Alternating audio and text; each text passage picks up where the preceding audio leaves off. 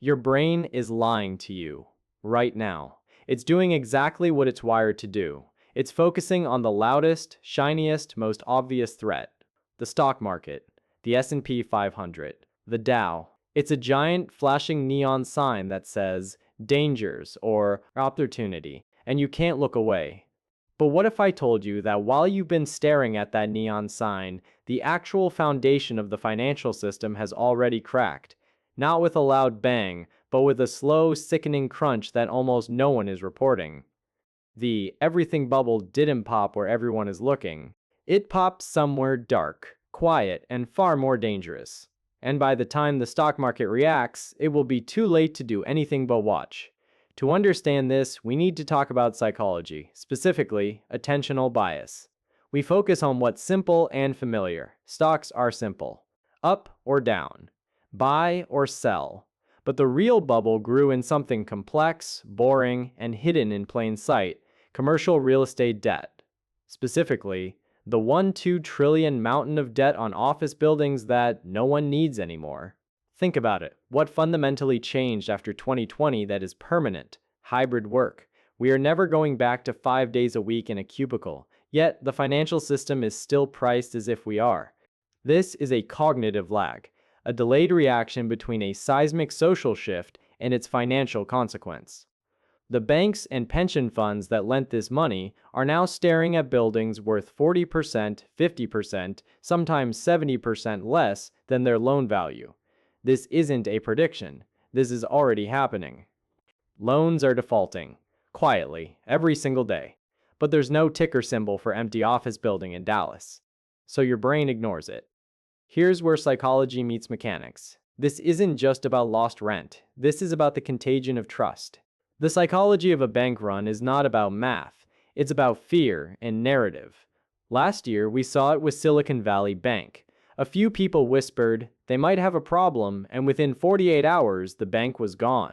Now, imagine that fear infecting hundreds of small and mid-sized regional banks whose portfolios are stuffed with this ghost collateral loans on worthless buildings. These aren't the too-big-to-fail banks. These are the banks that lend to your local business, your friend's startup, your town's developer. When one fails, the narrative forms: the regional banks are insolvent. Trust evaporates. Depositors flee. Credit freezes. This is called a liquidity crisis. And it doesn't stay in a boardroom. It hits Main Street long before Wall Street feels a thing. The stock market will be the last to know, not the first. So let's hold up a mirror to your own psychology. You look at your 401k or brokerage account. You see tech ETFs, S&P 500 index fund, maybe some growth stocks. You feel diversified. But you are almost certainly a silent, unwitting investor in this hidden crash. How? Through your bond funds, your money market funds, and even your stable value funds. These funds buy the debt instruments, the commercial mortgage, backed securities, CMBS, that are backed by those empty offices. They are in pension funds, insurance products, and university endowments. You don't see it on your statement. It's buried in the prospectus. No one reads. This is the contagion of complacency. We think we're safe because we own a bond, a safe asset. We have been psychologically conditioned to equate bonds with safety. That conditioning is about to be violently reset. Your survival now depends on one thing: rewiring your attentional bias. You must consciously choose to look away from the addictive stock ticker and start monitoring the true indicators of systemic stress. I want you to watch 3 things they don't show on CNBC. The Fed's Bank Term Funding Program, BTFP, balances. Is it rising? That means banks are secretly desperate for liquidity. CMBS. Delinquency rates. This is the direct heartbeat of the commercial real estate corpse. Regional bank stock performance as a sector, KRE ETF. This is the canary in the coal mine.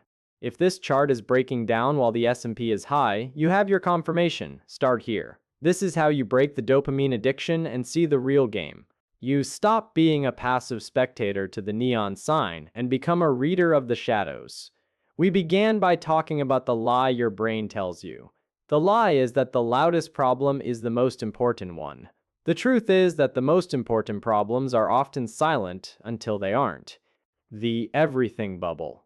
Didn't pop in the stock market because the stock market was never the real bubble. The real bubble was in the trust, the collateral, and the silent agreements that underpin it all.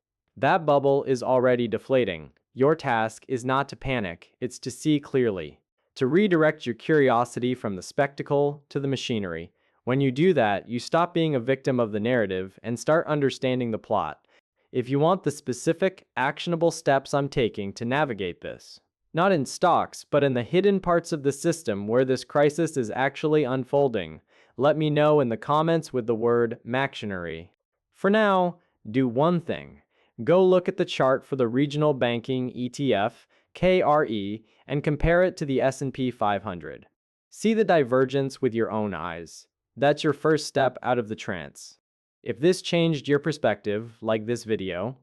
If you want more analysis that looks where others aren't looking, subscribe.